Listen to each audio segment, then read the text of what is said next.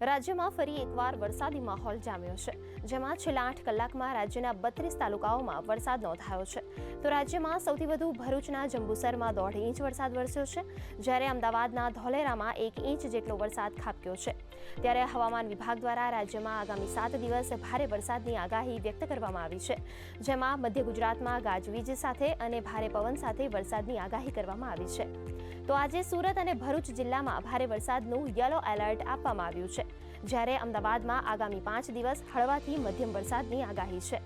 તો કચ્છ અને ઉત્તર ગુજરાતને બાદ કરતા રાજ્યના તમામ જિલ્લાઓમાં વરસાદની સંભાવના છે.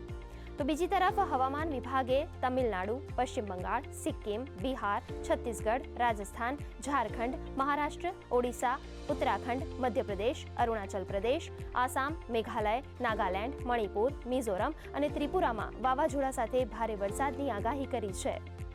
आने वाले 7 दिनों के लिए जो गुजरात स्टेट के लिए फोरकास्ट है उसमें लाइट टू मॉडरेट रेन का पूर्वानुमान है गुजरात रीजन और सौराष्ट्र रीजन के लिए, और थंडरस्टॉर्म की वार्निंग जिसमें आने वाले 3 दिनों के लिए थंडरस्टॉर्म की वार्निंग है, जिसमें विंड की स्पीड 30 से 40 किलोमीटर पर आवर के आसपास रहने का पूर्वानुमान है.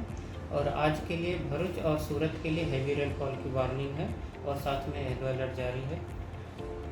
और सिस्टम की बात करेंगे तो जो कल मराठवाड़ा के आसपास एक साइक्लोनिक सर्कुलेशन बना हुआ था वो आज लेस मार्क हो गया, फिर भी मॉइस्चर इंटरसन बना हुआ है, जिसके कारण आज के लिए सूरत और भरूच के लिए हैवी रेनफॉल की वार्निंग और साथ में येलो अलर्ट जारी है.